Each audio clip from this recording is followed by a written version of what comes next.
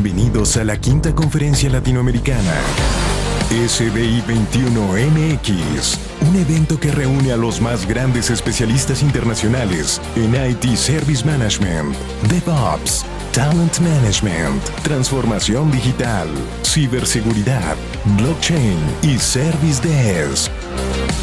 Agradecemos la presencia de nuestros sponsors.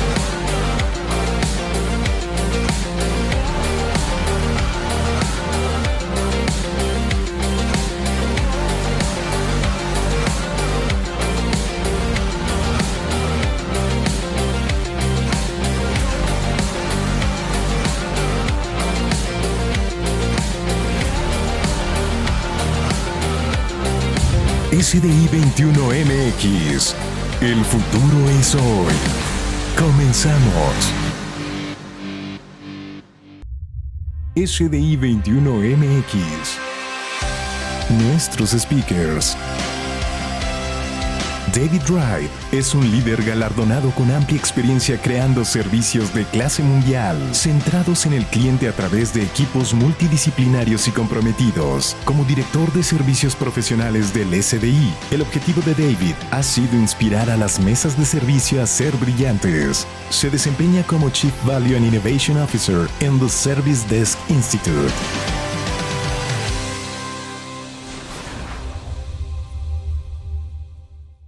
Wow.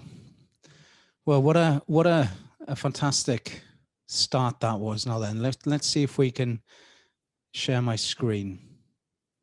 Fingers crossed we can. That's the one there, I think. Brilliant. So I think you can see that. If you can't see it, somebody shout. Great. What a fantastic start. Buenos dias, everybody. Hi. My name is David Wright, and I'm the Chief Value and Innovation Officer at Service Desk Institute. You just saw that. And my role there is to create, uncover, curate, and develop value and value propositions for Service Desk Institute and our global community. So it's about owning value, it's about driving value, it's about creating value and tracking industry innovation. My background is business process outsourcing, it's customer service, it's contact center, it's IT outsourcing, it's service desk, it's IT support and IT service management. And I'm passionate, as you just heard, about service desk. I'm passionate about the value that service desks deliver an organization. I'm passionate about the delivery of service excellence. And it's really great. I'd like to echo what Tessa said. It's really great to have another opportunity to be part of another SD21MX event. We've been very lucky to spend some time in Latin America over the last few years, which is fantastic. So this is the first time we've done this remotely. We're normally there, and hopefully next year we'll get another chance to be there as well, because I absolutely love Latin America. I love the people, I love the place. So I'm missing it this year again. So what are we looking at today? Well, today we're looking at the last 18 months. It's unparalleled, isn't it, really? COVID-19 saw organizations having to make tough decisions and drastic changes to ensure their staff were able to continue to work safely and continue to deliver services from a completely different place. The demand for digital services skyrocketed, and as a result, IT services needed to rapidly adapt to continue to provide support and meet the needs of the business. This has not only meant the acceleration of digital strategies, but also ensuring the staff had the right skills changes to provide support services in the post-COVID digital workplace. So we're going to take a look at what we saw and what we learned over that period. We'll take a look at research data, an awful lot of research data, the shift in the information that IT practitioners were consuming, so the information that people were looking at, and how support services are now being shaped. So that's hindsight, reflecting on what happened, insight on what we learned and what we're learning now about the new normal, and foresight, trying to understand what happens next and what to expect in 2022 and beyond. So yes, there is a lot of research data in this presentation, a lot of numbers. So I'm glad it's early there in Latin America, hopefully, and I'm hoping you can keep up with all this information. So let's first look back. Let's take a look back at the what happened, some research data that you'll see today. This research data is August and October 2021, so it's brand new. It's brand new data. We wanted to research some key areas to find out what happened as a result of COVID-19, and this data was gathered in surveys and analysed to produce the results that you're going to see today.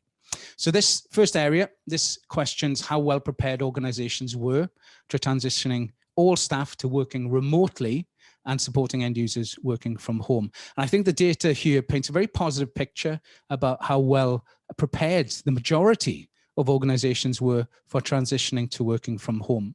And it's really positive to see that business continuity practices were in place for many of the respondent organizations. The vast majority of respondents, 70%, said that they were very well or reasonably well prepared for transitioning to staff to working from home remotely and supporting end users from home as well.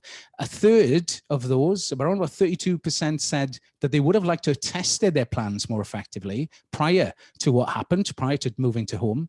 But almost a quarter, 24% you see there, of respondents said that they were very well prepared with tried and tested business continuity practices in place to support the transition. Only 8% of respondents said that they were not prepared for what happened. So overall, that's an incredibly positive response from that data set. And when we compare the same data sector versus sector, so here we have public sector in green, private sector in blue, and third sector in black, we see that private sector respondents fared the best, with 73% of respondents there saying that they were very well prepared or reasonably well prepared for transitioning to home working. So we can take from this data that many organizations were prepared with business continuity processes in place, ready for an eventuality like COVID, what happened way back when. We also wanted to know how well respondents adapted to working from home as an organization and as a service desk. So two different sets of questions, but a similar sort of question really. The majority of respondents said that they adapted very well to transitioning to home working, both from the perspective of an organization, the organization's transition, and from the perspective of the service desk adapting to supporting end users from working from home. Now, many may look at these results, and I certainly do, right, as a clear indication that adapting to home working has been an absolute success for many, many, many organizations. An incredible 92% of all respondents said that their organizations had adapted very well or reasonably well to transitioning to home working. And over half of all respondents there, 56%, said that their organization had adapted very well to the transition to working from home. So that's the organization, just as incredible. Some really thought-provoking data on the service desk's ability to adapt. Now, for many years, the service desk was unable to work remotely. For one reason or another, organizations just didn't let that happen. But due to COVID-19, many organizations just had to move service desks to remote working. In some cases, this happened overnight. In some cases, literally in hours, in days, people were just relocated to support from home. An incredible 91% of all respondents said that their service desk had adapted very well or reasonably well to that transition, 91%. And over half of those respondents, 62%, said that they had adapted very well to home working and delivering services from home. I think that's really incredible results. And I think fantastic results when you look at what we do in the service environment, IT service and service desk. When we compare the same data in sector versus sector, we can see that public sector and third sector fared slightly better than private sector in their ability to adapt. So public sector, they're just edging the overall combined results, with 98% and 92% of respondents adapting very well or reasonably well to home working as an organization and as a service desk. Again, extremely positive results there. And we've also seen home working has also helped to improve productivity and work-life balance. So very positive for service desk. And for many of our respondents, the transition to adapting to working from home has been a real success. Now, part of the underpinning dependencies of successfully transitioning to supporting working from home is seen in this data set. So we've got quite a lot of data in relation to the success of moving to home, adapting, and why. Why did some organizations fare better than others? So the premise here in this set and the next set of data is to establish any links between the level of the ease of ITSM tool configuration, the functionality of tools, and the success of transitioning staff to working from home and supporting end users. To do that, we've got 3 cohorts. So we've taken the data and we've split the cohort into split the data into 3 cohorts. The first cohort there is in green. That's alpha. Cohort alpha. Now, these are organizations who said that their ITSM tool was significantly configured pre-COVID-19 and how well the tool met their needs of the business during the transition to home working. And you can see there that over 50% of this cohort had significantly configured their ITSM tool to meet the needs of the business pre-COVID. And also 86% of this cohort said that the tool had met their needs during the transition. The second cohort there in blue, which is cohort beta, these are the organizations who said that their ITSM tool had minimal configuration pre-COVID. And again, how well it met the needs of the business in transitioning. We can see 38% of this cohort configured their tool, which is a little bit less than the previous. And 60% of this cohort as well said the tool had met their needs. Again, a little bit less than the previous cohort. And 36% there had said that the tool had not wholly met their needs as well. So you can see the difference between the 2 sets of data there. And this last cohort here is gamma. This is in black. These are organizations who said their tool was vanilla, out of the box configuration. Very similar results actually to the last cohort, the minimal configuration. So 62% said there that the tool had been sort of had met their needs through transition, and 31% said that the tool had not. So very similar, but you can see there certainly that the alpha there, the green cohort there, is the most successful cohort here. Clear indication that supporting success to transition to working from home is seen in their approach to tool configuration. So the need to relocate teams to home working, that brought with it many challenges, including effectively managing collaboration, change, communication, training, and more. So it's logical there to make the assumption that organizations who had less requirement to reconfigure tool sets also fared better in adapting to working from home. And the same cohort data provides a very clear picture of that relationship. So we're going to look at the 2 sets of data there, the green sets of data and the blue sets of data, the 2 cohorts. We're going to look at those a little bit closer. And when we interrogate the same data there, we can see that 95% of alpha said that they adapted very well or reasonably well to the transition to working from home as an organization.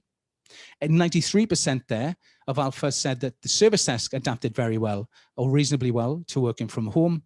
And 71% of alpha stated that their tool configuration capability is good and it's easier to configure. Now, when we look at the second cohort, beta there, we see lower numbers in comparison to alpha. So cohort beta adapted less well as an organization and as a service desk, and the tool is a lot more difficult to configure. So what does all that mean? Well, it shows that there's a clear relationship between how well organizations and the service desk adapted to home working and how well their ITSM tool was configured pre-COVID-19 and how easy their ITSM tool is to configure, which makes sense when considering the challenges of working remotely in dispersed teams. Now, we also wanted to take a deeper look at the data again to understand more, right, and establish why, again, some organizations did better than others when moving and adapting to working from home. Now, we've already established that the tool, the ITSM tool, played a part in that, but what else can we learn from the data? So again, we've created, it's the same data that we saw earlier, but we've created another 3 cohorts in this data set, a separate group of cohorts again, right, 3. So this is cohort delta. We looked at a wide range of data in this cohort. This cohort contains the 70% of respondents who said that they were very well or reasonably well prepared for the transition to working from home and supporting end users. We've also got there in yellow, that's cohort epsilon. Now, this is the group of 22 respondents, or 22% respondents, who said that they were slightly prepared for the transition to working from home and supporting end users. And then the red there is cohort zeta. So this is a group of the 8% of respondents who said they were not prepared at all for remote working and supporting end users. Now, this is a smaller cohort to the previous 2, so we need to take that into consideration when correlating the results, but there is a difference there. So what do we find? So let's look at cohort alpha. Now, what we found in the data here is this cohort had business continuity process and technologies in place to support the effective transition of the business and support services to remote working. So they had continuity plans. The majority of this cohort significantly configured their tool to meet the needs of the business pre-COVID-19. Their tool is easy to configure. A high proportion of this cohort's tool functionality didn't require any configuration to support the needs during the pandemic. So they didn't need to fiddle or play with the tool at all. Where required, this cohort's tool suppliers supported them effectively. And the large majority of this cohort adapted well to working from home and supporting end users. So this cohort was the best prepared. And as a result, they were able to spend their time focusing on acclimatizing to adapting to working from home, supporting the changed end user needs, rather than being inhibited by tools and processes that weren't fit for purpose. Second group there, Epsilon. Now this group had basic business continuity capabilities in place, but had not implemented them well enough to support the effective transition of the business and support services to home working. So compared to Delta, the last cohort, this cohort adapted less well to the transition to home working as an organization and as a service desk. The majority of this group also had significantly configured their tool pre-COVID. However, was clearer in this group that the tool, these group's tools were not easy to configure compared to cohort Delta. Less of the cohort here said that their tool functionality met their needs during pandemic. It didn't work for them as well. And there was more requirement to make changes, configuration changes to the tool. And compared to the last cohort, Delta there, this cohort's tool supplier supported them less effectively as well. That was very clear in the data. This cohort didn't adapt as well to working from home and supporting users. So they were less prepared. This cohort was less prepared than cohort Delta. It impacted on the amount of time that they had to spend directly acclimatizing and adapting to supporting the end user's change needs. Also, the tools, the ITSM tools and processes that they had in place were less fit for purpose than cohort Delta, and they also received the less adequate ITSM support, supplier support when needed from their suppliers than cohort Delta as well. And the final group here, this is Zeta in red. These adapted the least well to transitioning to home working. Their tools and processes were not fit for purpose, and they received the poorest tool supplier of all support of all the cohorts. So this was the least well prepared of all cohorts, which impacted on the amount of time, again, that they had to spend directly on acclimatizing, adapting, supporting the changes that they needed to do for end users. So this, what does that prove? Well, this data proves to a relatively high margin of error that there's a clear correlation between business continuity preparedness, ITSM tool functionality and configuration, ease of use, the level of ITSM tool supplier support, and how well organizations adapted to working from home. So in hindsight, the best prepared organizations, the organizations who had better business continuity, better tool functionality, better tool configuration, and better supplier support, they were the winners. They were the organizations who fared the best. Very interesting findings, actually, to pick out those key areas which sort of showed exactly why some organizations did better than others. Now, we also wanted to understand the main changes that practitioners made to support the shift to remote working and how they improved the efficiency of IT service delivery. So these are the top 5 changes that were made in order of responses. And you can see there, they were refining processes to make them more fit for purpose, the implementation of a collaboration platform. So 56% of responding organizations implemented a collaboration platform as a direct result of COVID-19. That sounds obvious because we've all got one now, but at the time, 56% didn't, which is incredible change, and a very quick change into that sort of digital space, into that collaboration and digital collaboration. Additional end user training, that's third on the list there, and knowledge articles to promote and encourage a more self-serving end user experience, the implementation of or an improved self-service capability, and additional training or knowledge for staff to enable them to provide effective support. And this was really great to see. I enjoyed seeing this information because this is what practitioners said they did. It's not what the industry said they did, or experts or anyone. This is what practitioners said they did, and it really does for me make really good reading. It's almost a business continuity playbook, and you can see that there on the right as a continuity plan that really could be used by any organization to support business continuity planning, to support moving to home working. And you can see there the focus on adapting processes, on collaboration, on knowledge, on self-service, on demand management, and training to meet changes in demand. All that I thought was very positive. Some really great approaches there. Now, we also wanted to understand the impact on the pandemic, and the impact on the perception of IT support. And as you can see there, for a significant majority of organizations, COVID-19 was a real game changer when it comes to perception of IT support services. So 65% of all respondents said that the business's perception of IT support improved as a direct result of the pandemic.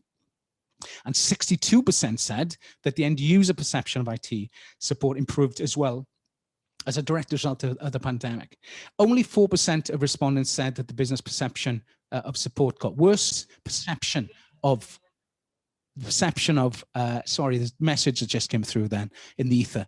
And just 6% of respondents said that end user perception of service got worse. Very, very, very low numbers, very low numbers. I found these statistics to be incredible, especially when you consider the perception of IT and IT support, how that was viewed in the past. And this for me is as a perception change could be leveraged by service support specialists or service support leadership. It's an opportunity, I think, to use this sort of change in perception to help promote the message of value that IT support services create, and maybe even influence a shift away from historically being considered as a cost center to now being considered as a value center. Amazing, absolutely incredible results there.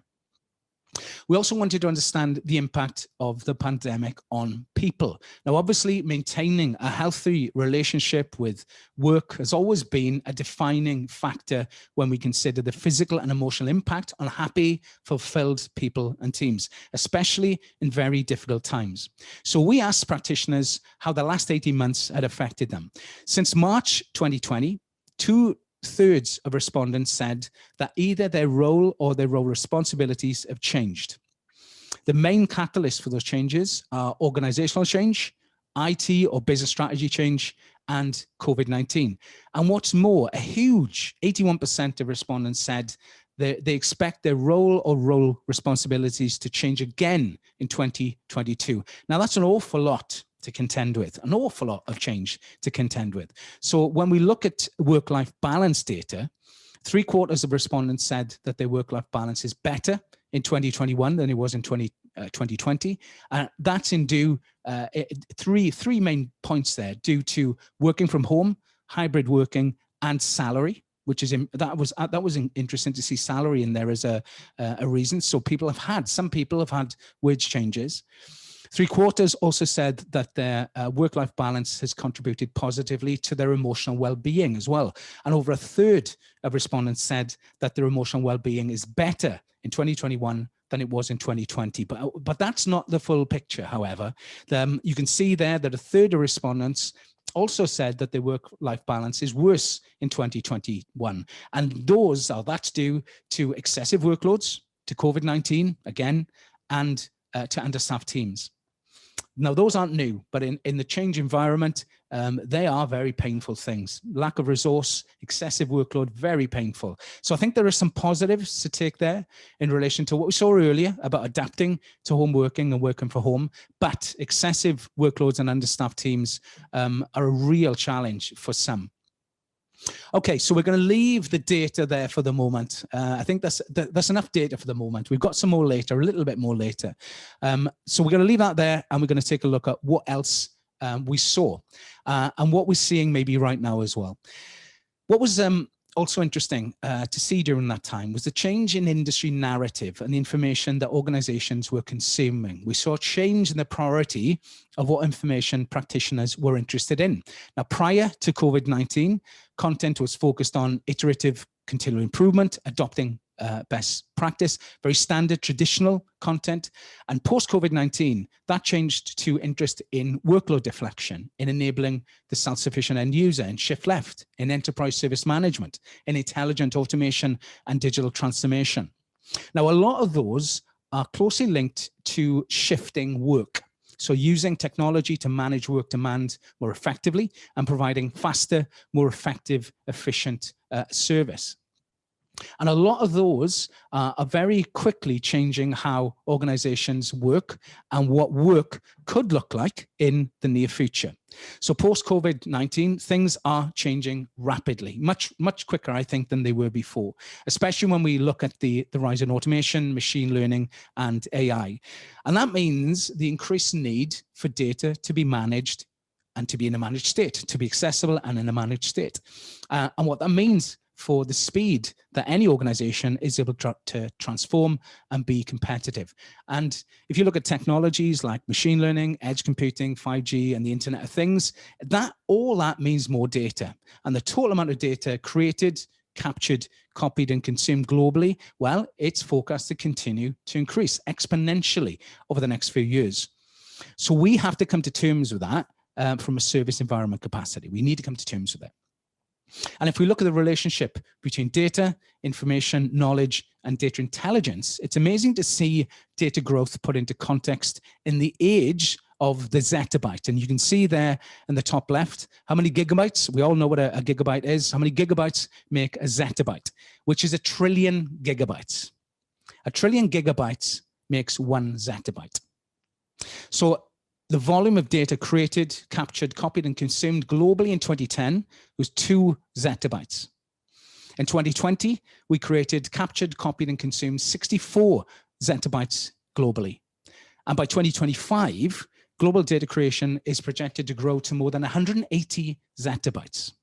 So how on earth do humans keep up with all that information? Well, the fact is we can't, but we can create technologies, models, and practices to help us do that.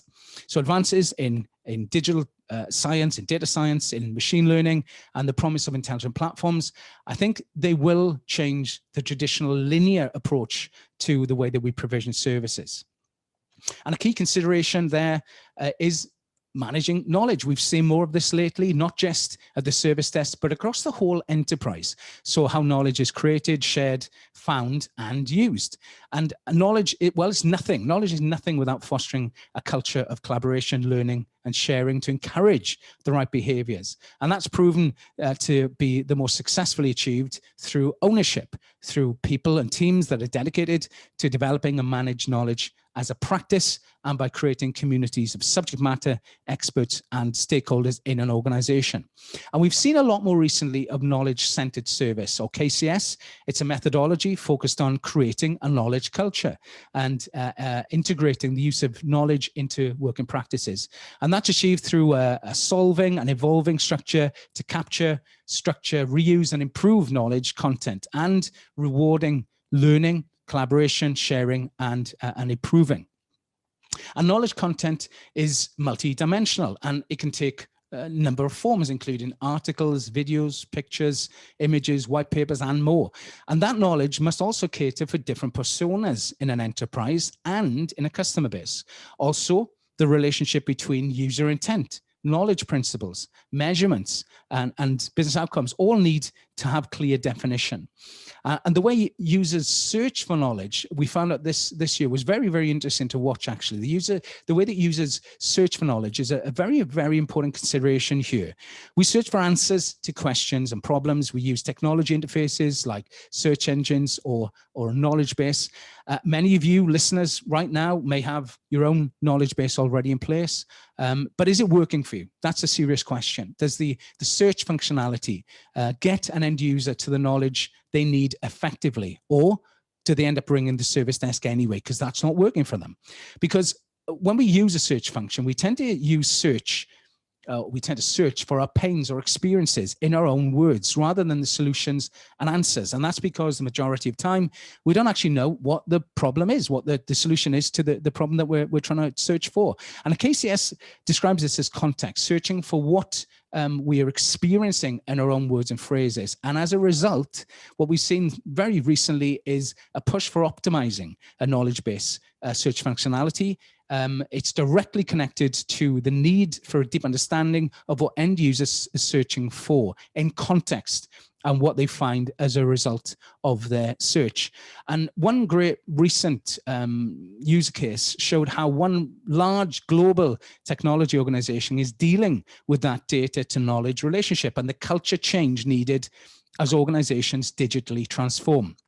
And in the last 3 years, that organization has trained 18,000 employees in KCS, which has supported a knowledge culture evolution, an evolution that has encouraged the move away from a culture of competing with peers and knowledge hoarding to a culture of contribution, of knowledge sharing and knowledge-enabled workforce. The outcomes of that shift, well, it's been incredible to see, actually. It's included 1.5 million minutes, 1.5 million minutes of efficiency gains, 6,000 new knowledge assets created in 1 quarter alone, which have been viewed 750,000 times by customers. Now that's proper knowledge usage and creation. And what's more interesting, I think, to consider here is how intelligent process automation, how service orchestration, machine learning, and intelligent platforms, and the shifting of manual, repeatable, less value work means that traditional work is changing, shifting away from people doing work to people who are knowledge workers, creating, curating, and sharing knowledge and collaboration. And you can see there on the left an example of how many people work now and how many people could work in the near future. On the left, we have the information worker whose work is to follow business processes, procedures, and tasks. That person is measured on how effective he or she is as they undertake their work. They're managed by targets, KPIs, and rules. The work is repetitive and manual. And as an organization digitally transforms, developing intelligent enterprise services with intelligent automation, machine learning, and AI, they'll be less reliant on manual human intervention. And the question there is, what does that mean for how people will work? And on the right-hand side, in orange, you can see how that transformation is shaping how organizations view what people do as a worker.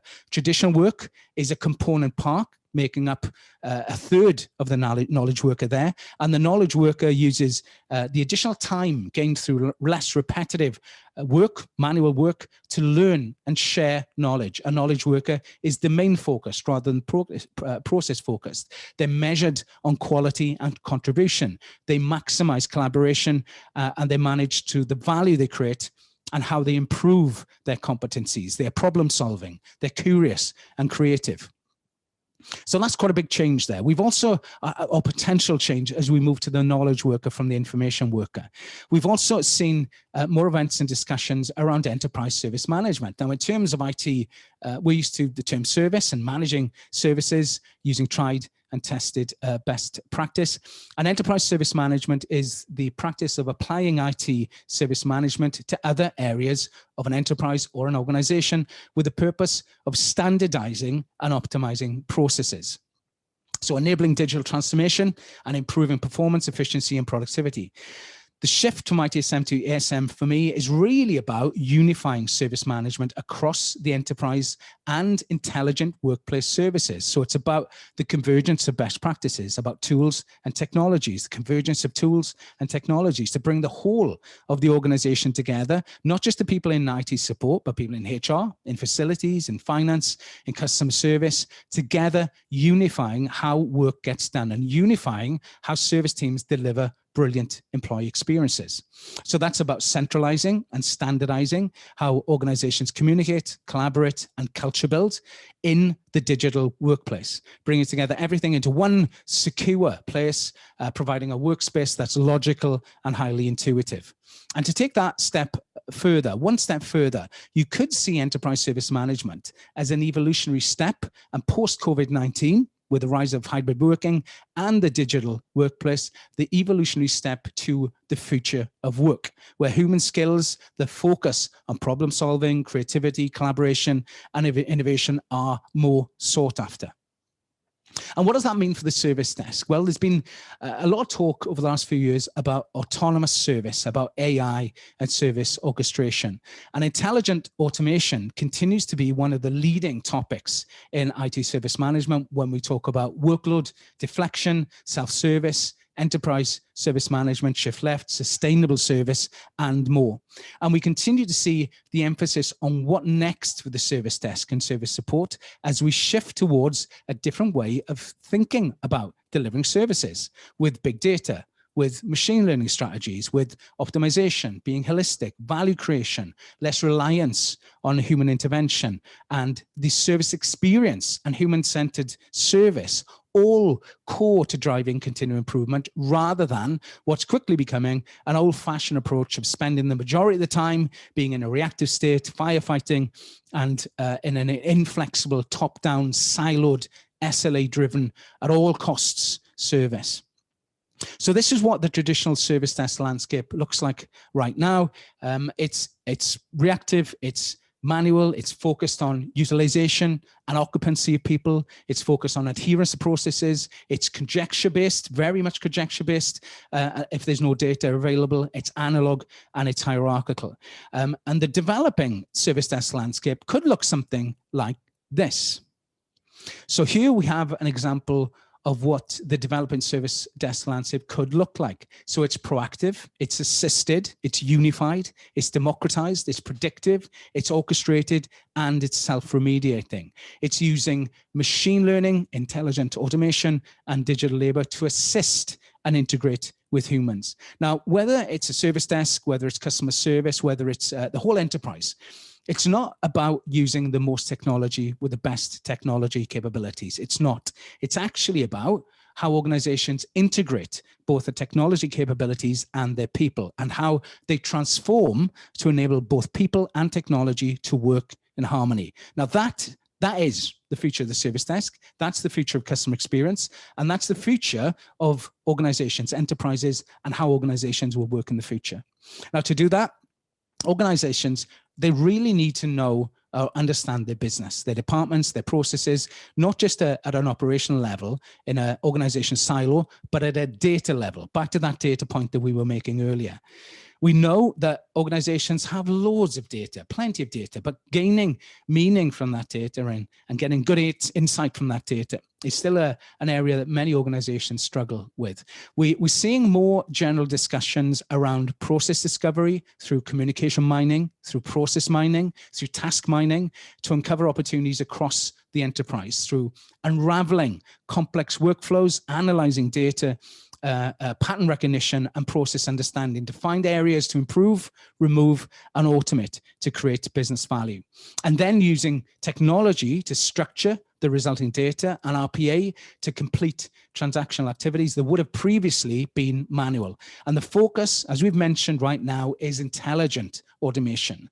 So that's the use of technology like image recognition, natural language processing, cognitive reasoning, and conversational AI to replicate how humans recognize, understand, decide, and communicate. And also the continued use of analytics and process intelligence to continually optimize and automate the environment. Okay, so let's go back to the research data for the final few slides then. We wanted to know what practitioners were saying about the future to see if that has any bearing to what we think the future looks like. And when we consider what next, we wanted to understand what organizations are planning right now. We offered an open selection of key criteria, and the results show a very clear areas of focus for organizations as they look towards 2022 and beyond.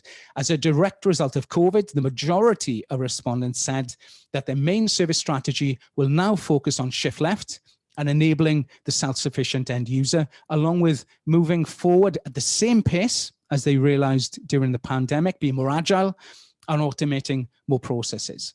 The main focus from a technology point of view for 2022 is improving the end user experience. That's the main technology focus from a technology point of view. So improving the end user experience, and also though digital transformation and enabling the self-sufficient end user. They all sort of mix into one there from a user experience perspective. From the perspective of enabling those focus areas, our respondents said that self-service, machine learning and artificial intelligence, chatbots and RPA are the leading technology that will help them deliver their 2022 focus. And practitioners also said that they think the main trends for 2022 will be chatbots and virtual agents, self-service and customer experience. So that I think pretty much aligns with where we think the industry is moving as well into next year and beyond that. And finally, we need the need for new skills and reskilling to support the future of IT services. That continues to be still very much a topic that's in discussion, especially taking into account those huge changes we witnessed during the last 18 months. So you can see there 81% of our respondents said that as a direct result of COVID-19, they had to introduce new skills, upskill or reskill service desk staff. 79% of respondents said that those skills were not technical skills, but rather human skills. And they included the likes of people skills, emotional intelligence, effective communication, teamwork, responsibility, creativity, problem solving, critical thinking, leadership and adaptability. And the pandemic has also had a significant impact on how practitioners think about skills and the near future. 82% of respondents said that they now think differently about the skills service desk professionals need to possess in the near future. And the hottest skills, based on our respondents' feedback, are problem solving, analytical thinking, emotional intelligence, and collaboration skills. Good. So now that's it. That's it for today. Now I appreciate that that's an awful lot of information to take in. It took a while to try and pull that together into a compelling presentation. It isn't easy because it's data, right? So I'm hoping that you did, that you took some value out of that Hindsight, Insight, and Foresight data. And thank you very much indeed for taking the time to listen to that. I know it's not easy to listen to all that data. So based on our findings and practitioner feedback, for many, COVID-19 has brought positive change. It's been an incredible, I've certainly enjoyed watching how organizations, many organizations have and people adapted to the challenges of COVID-19. There's evidence to suggest that COVID-19 has been a positive accelerant of much needed change in the way that we manage and deliver IT services. And it continues to influence what the future of work will look like. It's also clear that without COVID-19, some of that change would not have happened, or at the very least, it would have taken a lot longer to see the same positive changes take place. So that's it, guys. Thank you for listening. Muchas gracias. And I think we might have some questions if there's any time left. I don't even know how long that was. So if we have any time left, maybe some questions. Ariana, Yasmin. Claro que sí. Muchas gracias. Estoy esperando que haya unas preguntas por aquí. Los invito a ponerlo en la sección de Q&A, si son tan amables, o inclusive si alzan la mano les podemos dar la palabra. Mientras tanto te leo la primera pregunta que me llega aquí. ¿Cuál ha sido el principal cambio en el factor humano que ha identificado con la influencia de la automatización? Yeah. That's an interesting question. The data didn't specifically look at automation as an influencer on how people felt. You can draw some parallels in there in relation to the way that the services have changed. So if we're now working from a different place, we're remotely, we're collaborating using digital transformation, we're using different tools and technologies, there is an influence on that. So I think looking at the data, even though I think in some parts of the media, people are still saying that we need to return to work. It's clear in this data that people working from home, people working in a hybrid environment, people using collaboration platforms, and the way that organizations are automating is having a positive effect on the way that people feel. When I've spoken to people, when I've listened to other channels as well about automation, some of this data, which we haven't shared, does talk about the how people feel about their jobs. And in the main, people are very positive about their jobs. They're very positive that they'll still have a role in IT. They're very positive and eager to learn what they need to learn to take what's happening and to practice that in the new environment. So I've not seen anything. There are some people who are a little bit concerned, but in the main, people are not concerned about their jobs and what it means. People are seeing it as the next evolution. I don't know if that answers your question, but the data and what I've seen has relatively been quite positive about how people feel about it. Muchas gracias, David. Aquí Lilia pregunta si podrías recomendar actividades prácticas que les permitan desarrollar habilidades gerenciales. Me imagino que en esta época, ¿no? Como resultado de la pandemia.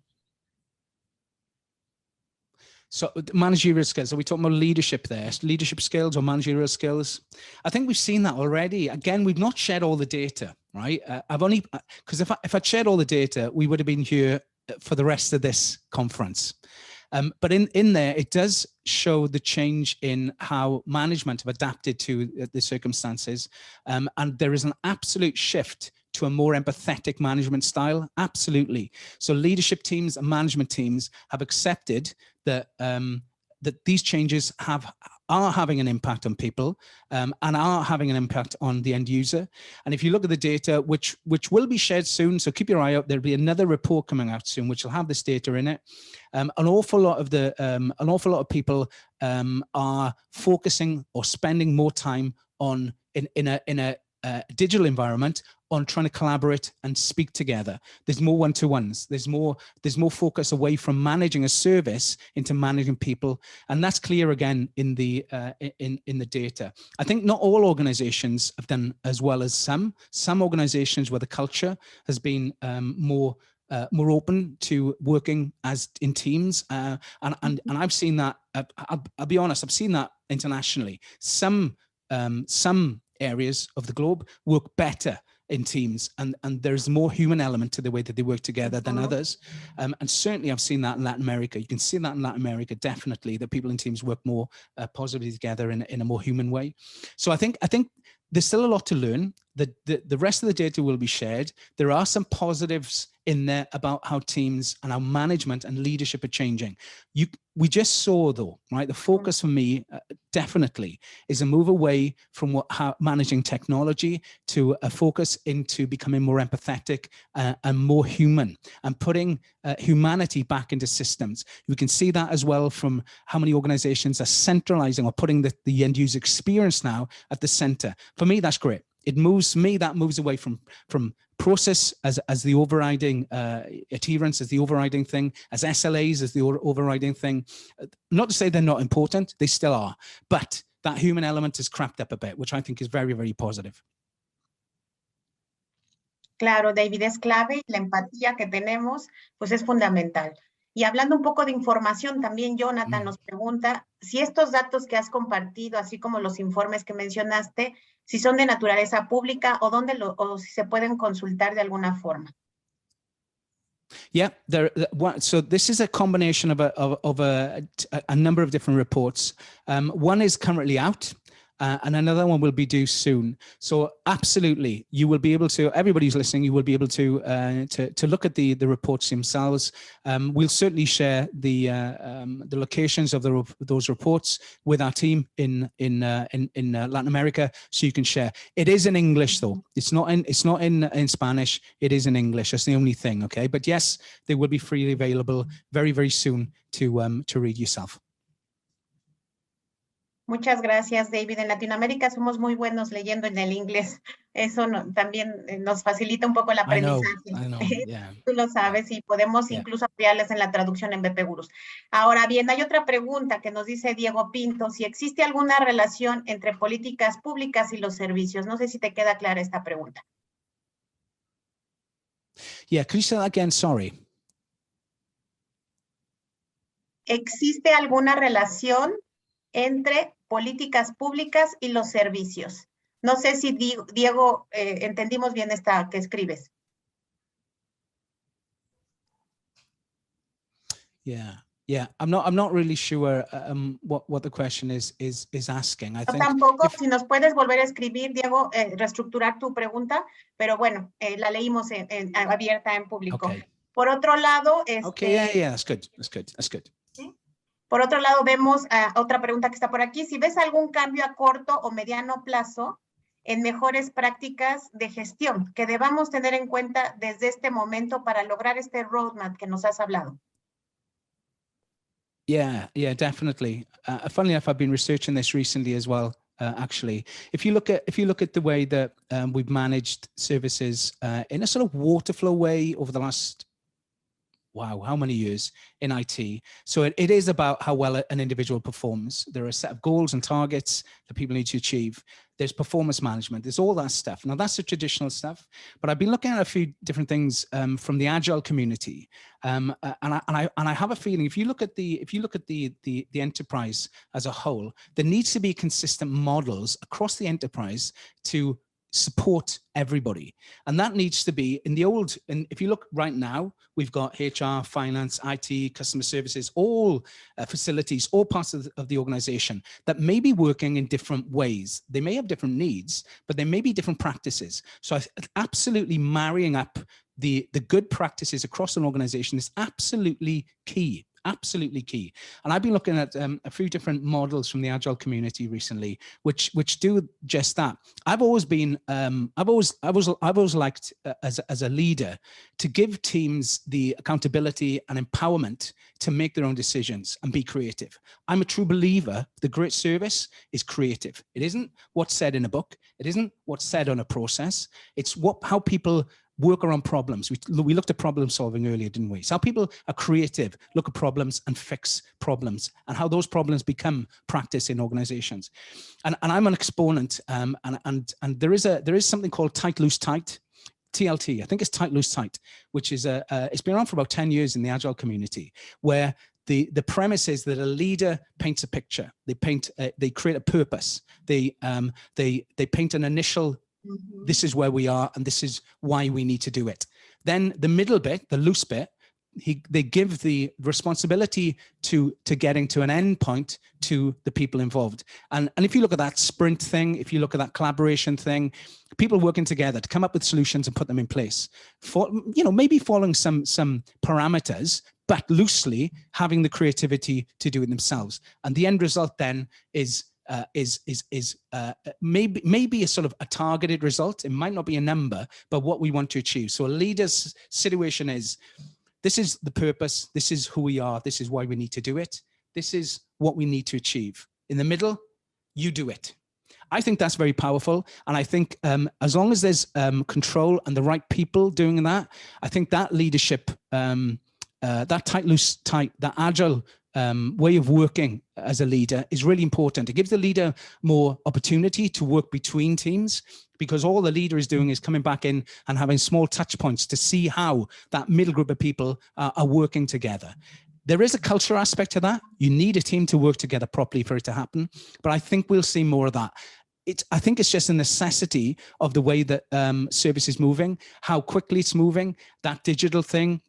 We've got to change. We've got to change from that top-down, that siloed top-down performance management sort of relationship where people are governed around, how quickly they do something, how many of something they do. That's got to change. And I think that sort of more agile approach to management gives people much more say, much more empowerment, much more creativity in how they fix stuff, how they go from one state to another state. I think we'll see a lot more of that. Muchas gracias, David. Y bueno, ya estamos en el tiempo por cerrar. Agradecerte tu participación, tu cariño hacia Latinoamérica que siempre tienes, esta cortesía de hacer bilingüe tu presentación, la agradecemos mucho. Y sobre todo que estás con nosotros y que el SDI está presente en Latinoamérica, y David ha sido parte esencial en estos servicios y seguimos trabajando juntos y los invitamos a seguir trabajando con esta gran comunidad. Y muchas gracias, David, por tu tiempo. En el chat aparecerá la liga de evaluación de este webinar. Agradecemos, por favor, la puedan responder para ver qué les pareció y sobre todo para obtener su feedback. Así que muchas gracias, bonito día. Gracias, David, hasta allá donde estás. Un abrazo de parte de toda Latinoamérica enlazada. It's been a pleasure, as always. I really hope that the community there is safe. I'm looking forward, as I said earlier, to coming back to Latin America as soon as we can, right? Because it's such a brilliant place. So good luck, everybody. Stay safe. And I hope you see you next time, maybe on stage, and maybe next time with a small beer after, maybe. Yeah, so thank you. Exactamente. Con mucho gusto te recibimos por acá. Les abrazamos a todos los que están enlazados. Muchas gracias. Gracias por su paciencia y su tiempo. Y nos vemos en la siguiente conferencia. Esto es SDI21MX. SDI21MX es posible gracias a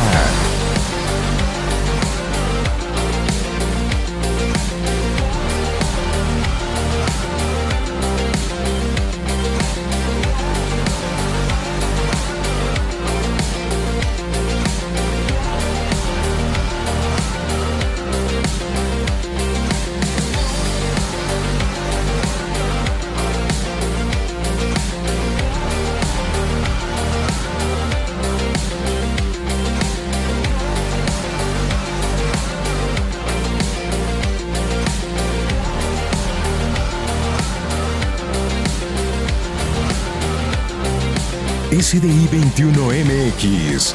El futuro es hoy.